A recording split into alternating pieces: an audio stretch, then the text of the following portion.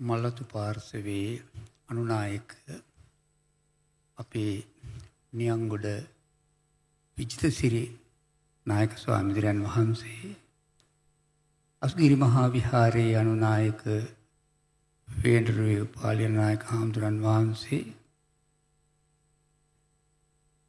රාමඤ්ඤ මහා නිකායේ අපේ මහානායක හාමුදුරුවෝ, ත්‍රිකුණාමලේ ආනන්ද මහානායක හාමුදුරුවෝ, මල්ලවනේ පඤ්ඤාසාර මහානායක හාමුදුරුවෝ ප්‍රමුඛ කොට ඇති සදා පූජනීය ගරුතර මහා සංඝරත්නයන් අවසරයි. වගේම මේ අවස්ථාවට සහභාගී වෙන අනේ පූජකතුමනි,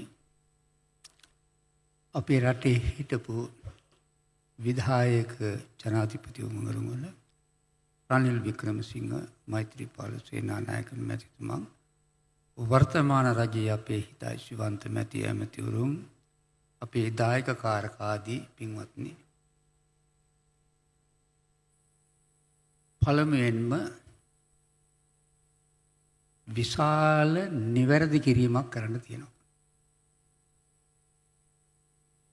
වැරදි මූලාශ්‍රයක් අනුගමනය කරමින් මම හිතන්නේ මේ පරිගණක ලෝකයේ මොකක් හරි ක්‍රමයකින් වැරදීමකින් බිඳුවක් වැඩි වෙලා තියෙනවා. මා ලියූ ගීත සංඛ්‍යාව ඉතාම අල්පයි. මේ අවුරුදු 45ක විතර ගීත ලියන්න අරගෙන කාලය තුල මම හිතන්නේ 300ක් ලියවෙන්න ඇති. ඒ වයින්ොත් මහකුල්ලෙන් පෙළුවහම සින්දු 100ක් 200ක් ඇති. ඒ නිසා ශාස්ත්‍රාභිලාෂීන්ගේ නිර්වද්‍ය භාවයේ පිණිස මා විසින්ම මේ මහ සභාවේ නිවැරදි කරනවා. හැබැයි මේ අවුරුදු 60 තුල කවිනම් 100,000 ගණනකට වැඩිය මගේ අතින් ලියවිලා කියවිලා තියෙනවා. මට බොහොම සතුටුයි. ඒ සඳහා ජීවමාන සාක්ෂිය මේ වේදිකාවේ ඉන්නවා බණ්ඩාර හැලියගොඩ.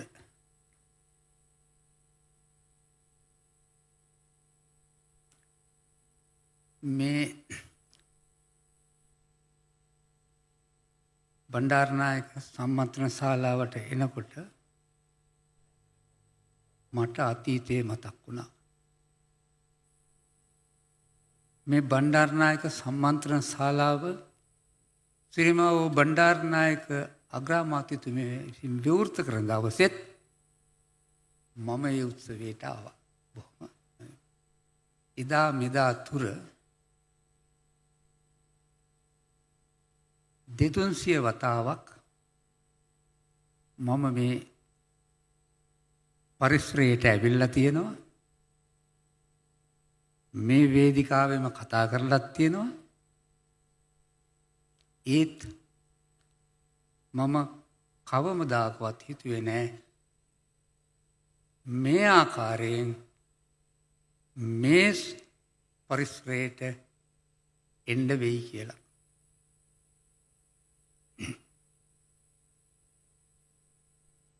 කොහොම වුණත් අවුරුදු 20කට පස්සේ මේ වගේ විද්වත් සභාවක, රසික සභාවක මට මං ගැන පුරාජේරුවක් කියන්න අවස්ථාව ලැබුණා. ඒ එකට මූලික වෙච්ච ඉන්දියාවේ බරණැස සාරනාථී ටිබෙට් විශ්වවිද්‍යාලයේ අපේ උපකුලපති මහාචාර්ය ස්වාමීන්ද්‍රයන් වහන්සේ ඇතුළු ඒ විශ්වවිද්‍යාලයේ පාලක මණ්ඩලයට මගේ කෘතඥතාව පිරිනමන්න කැමැතියි. ඒ ආචාර්ය උපාධිය ලැබීම පිටිපස තව දෙන්නෙක් හිටියා. මේ පුණ්‍යානුමෝදනාව නිසා මම මුල් ටික ඉවර කරලා නිදහස ගන්න එක ඔළුවට නිදහස්. ඒ තමයි අපේ කල්යාණ මිත්‍රයෙක් වන අපි කුඩා කාලේ එකට එක හැලියේ බත් කාපු අය මාලියාකන්ද විද්‍යෝතේ ಭಾರತೀಯ ප්‍රධාන සංඝනායක ඉන්දිය මහා බෝධි සමාගමේ හිටපු මහා ලේකකාධිකාරී ආචාර්ය දොළංගොඩ රේවත හාමුදුරුවොත් බෞද්ධ සහෝදරත්ව පදනමේ නිර්මාතෘ හා සභාපති ආචාර්ය දමින්ද බෝරගේ මහතාත්. ඒ නිසා ඒ සියලු දෙනාටම මේ පුණ්‍යානුමෝදනාව කරලා ඉවර වෙලා මට තව මිනිත්තු කිහිපයක් දෙන්න මගේ කතාව කරගන්න.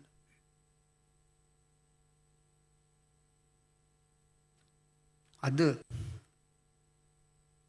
මෙබඳු අවස්ථාවක මේ මුල් පෙළේ හිටිය යුතු කීප දෙනෙක්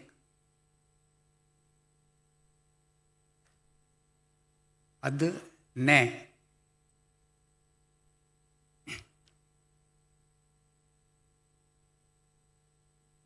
මගේ ජීවිතයේ සැබෑ කොටස් කරුවා.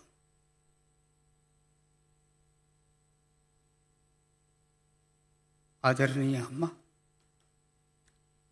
මාව පැවිදි කළ ගුරුවරු,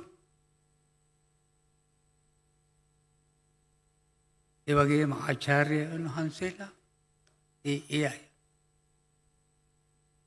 ඒ අයගේ නොමසුරු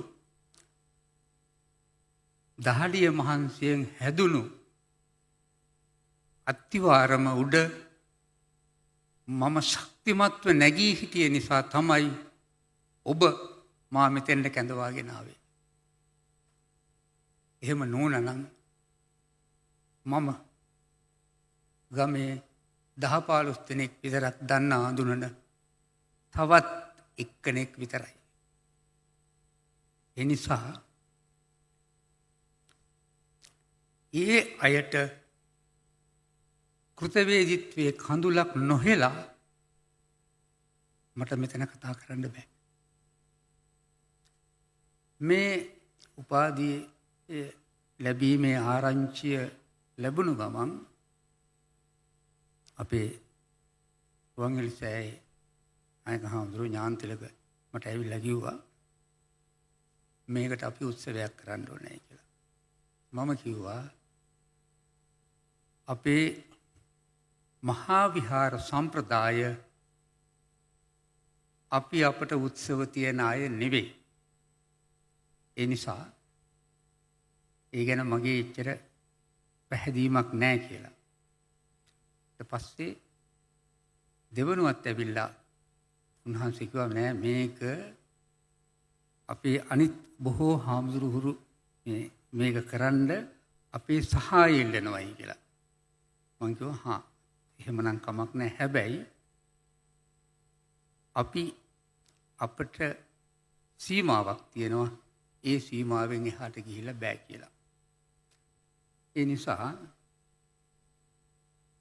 මේ උත්සවය ඊටාම ගරු ගම්භීරව සංවිධානය වෙලා තියෙනවා. පැහැදිලිවම මගේ කිසිදු දායකත්වයක් මේකට නැහැ. කොහොමද වුනේ කියන එකවත් මම දන්නේ නැහැ. හැබැයි මම අපේ සහෘද සංගමයත් එක්ක මේ උත්සවය ප්‍රතික්ෂේප කරන්න බැරි වුණාම මම අපේ සහෘද සංගමයත් එක්ක කිව්වා මේ බන්දේසියේ තියලා දෙන උපාධියට අපි උපයා සපයාගත්ත දේ මේකට එකතු කරලා මේ සභාව විනිශ්චය සභාවක් කරමු. මෙබඳු ආචාර්ය උපාධියක් දෙන්න තරම් මම සුදුස්සෙක්ද කියලා මේ සභාව තීරණය කරයි කියලා. ඒ නිසා තමයි පොතපත මේකට එකතු වුණේ. පොතපත අපේ ජීවිතයේ හින්දා.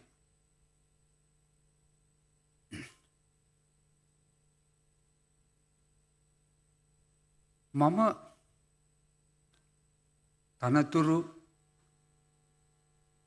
හඹා ගියපු කෙනෙක් නෙවෙයි ජීවිතේ. නමුත් මට බොහෝ තනතුරු ලැබුණා. මම ඒවා බොහෝම මධ්‍යස්ථව බාරගත්තේ අපට යමක් කරන්න පුළුවන්ද කියලා. ගෙවුණු 800 වසර තුල අප කරපු දේවල් ඉතා ඉහළින් සමාජය පිළිගත්තා.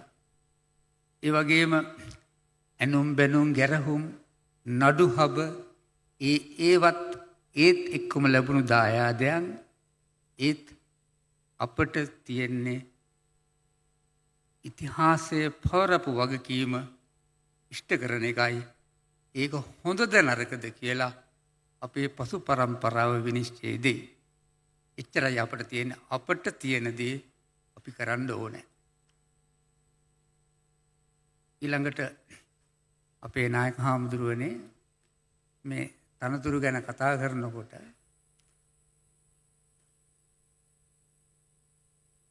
මම බොහෝම භාග්‍යවන්තයෙක්. මේ රටේ භික්ෂූන් වහන්සේ නමකට මා හිතන විදියට ලැබිය යුතු ඉහළම තනතුර මට ලැබිලා තියෙනවා. බුද්ධ සාහිත්‍යයට ගියොත් අපි අහලා කියවලා තියෙනවා ඕනෑම වෙලාවක බුදුහාමුදුරුවෝ ළඟට යන්න පුළුවන්කම තිබුණේ එකම කෙනා ආනන්ද හාමුදුරුවෝයි කියලා. ඒ වාගේ අපි ස්වර්ණමාලී මහා චෛත්‍යරාජන් වහන්සේ සලකන්නේ ද්‍රෝණයක් ධාතු තැන්පත් මහසෑය සලකන්නේ ජීවමාන බුදුහාමුදුරුවෝයි කියලා. ඒ වගේම අපේ ගෞතම බුදුහාමුදුරුවන්ට බුද්ධත්වය ලබා ගැනීම සඳහා යදුන ආධාර උපකාර කළ බුදුහාමුදුරුවන්ගේ පුද පූජා ගෞරව ලැබූ ශ්‍රී මහා බෝධීන් වහන්සේත් හඳුන්වන්නේ ජීවමාන බුදුහාමුදුරුවෝ හැටියට. මට දවසේ 24 පැයේ ඕනෑම තප්පරයකදී වෙනත් කිසිදු කෙනෙකුගේ පූර්ව අවසරයකින් තොරව මට මේ දෙතැනකට යන්න පුළුවන්. මම හිතන්නේ ඒ ගෞරවයේ බලයේ ශක්තිය තියෙන කෙනෙක් අදට මා ඇර නැහැ. ඒ නිසා මේ සියලුම තනතුරු ඊට පල්ලෙහා මේ ලැබෙන තනතුරු ඊට පල්ලෙහා. ඒ නිසා මට මේ තනතුරු වලින් ඉහළ යන්න ඔළුව ලොකු කරගන්න කිසිදු අවශ්‍යකමක් නැහැ. ඒ නිසා ඒ වගේමයි මම තව අතකින් සතුටු වෙනවා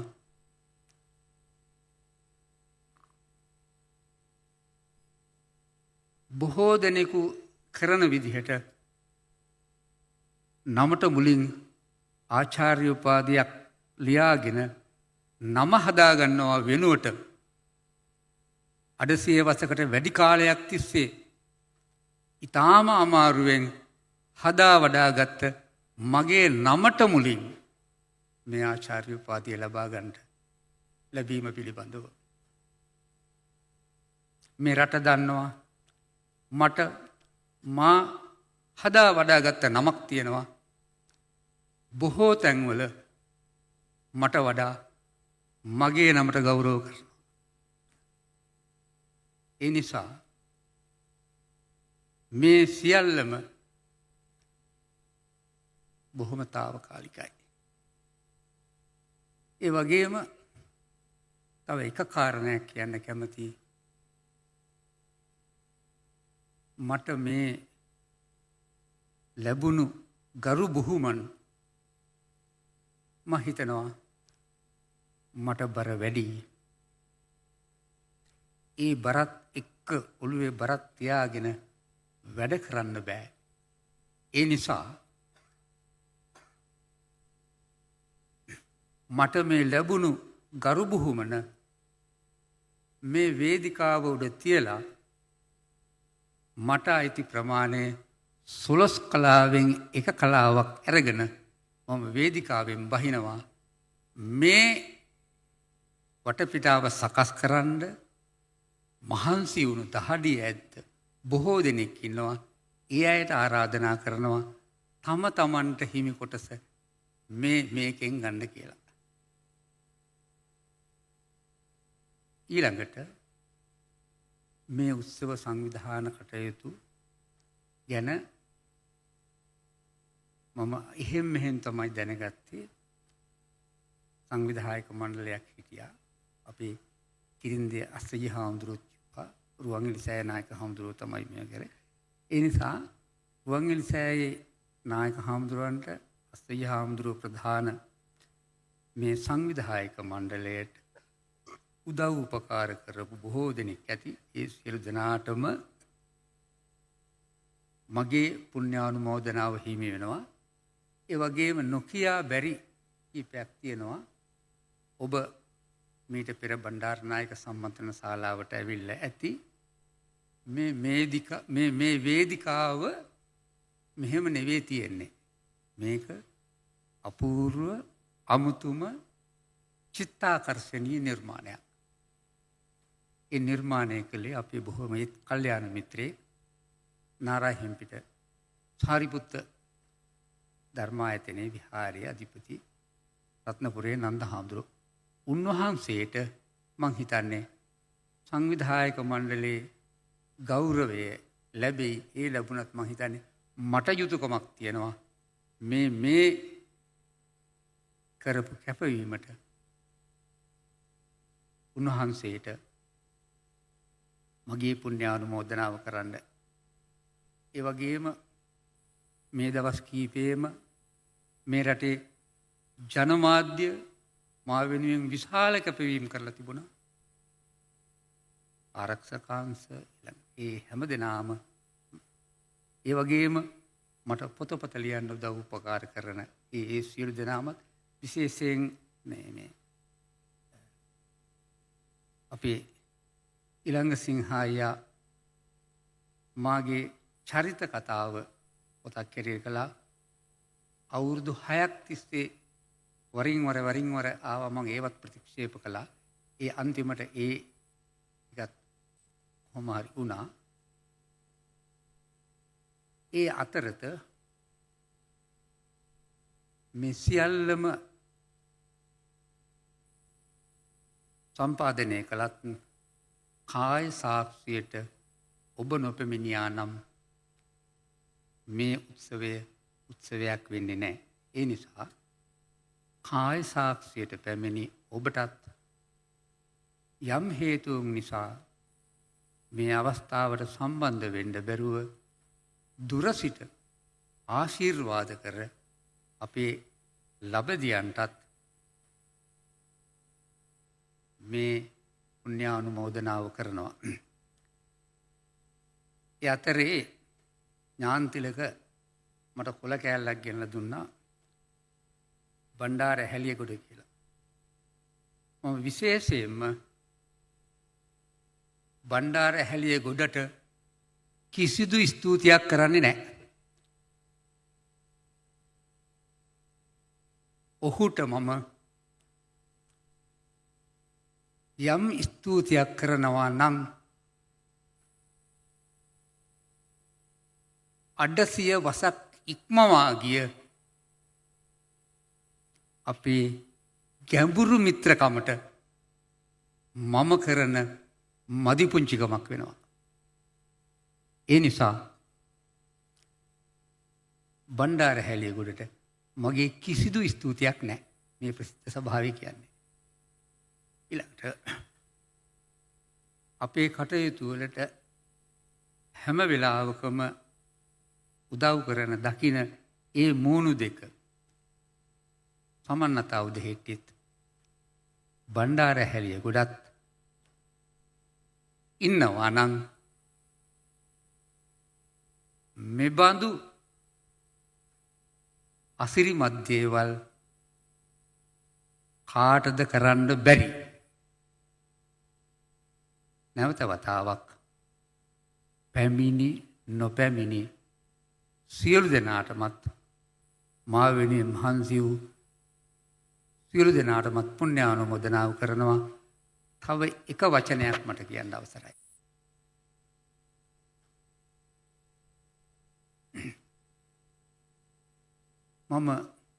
අපි දැන් ඇත්තටම වයසට ගිය අය. මේ මාසයේ ලබන මාසයේ මගේ ජීවිතයේ ශාසනික ජීවිතයේ බොහෝම වැදගත් මාස දෙකක් නායක හඳුරන්නේ. ලබන සතියට මම පැවිදි බිමටපත් වෙලා අවුරුදු 57ක් පිරෙනවා. ජූනි මාසෙට මම උපසම්පදාව ලැබලා අවුරුදු 50ක් පිරෙනවා. අපි දැන් වයසක මිනිස්සු. ඉතින් මේ කලකෝලාහල මැද්දේ මම එක බුදු වදනක් මෙනෙහි කරමින් පිළිපදින මාර්ගයට යම්ඩ උත්සාහයක් කරනවා.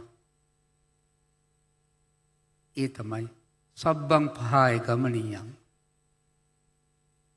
මා ආරාධනා කරනවා ඔබටත් ඉඩකඩ තියෙන වෙලාවක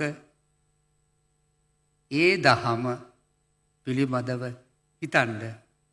ඒක තාම මෙලොව ජීවිතයටත් මා විශ්වාස කරනවා පරලොව ජීවිතයටත් අර්ථයක් සපයයි මේ බොහෝ භෞතික දේවල් වලට වඩා. එනිසා අපි ඒ ධර්ම මාර්ගයට යොමු වෙමු. ධර්ම මාර්ගයත් මේ අර්ථ මාර්ගයත් දෙකම එකතු කරලා අපට පැවරුණු වගකීමක් තියෙනවා මේ රට මීට වඩා යහපත් තැනකට ගේන්න ඕනයි කියන කාරණය. ඒ හෘද සාක්ෂියට ඔබේ ඉඩකඩ විවර වේවා, ප්‍රඥාව පහළ වේවා, නුවණ දැල් වේවා කියන ප්‍රාර්ථනාවත් එක්ක මම සමුගන්න කැමතියි. තුරුණුවන් සරණයි ඔබ සැමට. උතුම් ජයශ්‍රී මහ බෝධින් වහන්සේගේ ආශිර්වාදේ ලැබේවා. මේ රට මීට වඩා යහපත් වේවා. රාජා භවතු ධම්මිකෝ.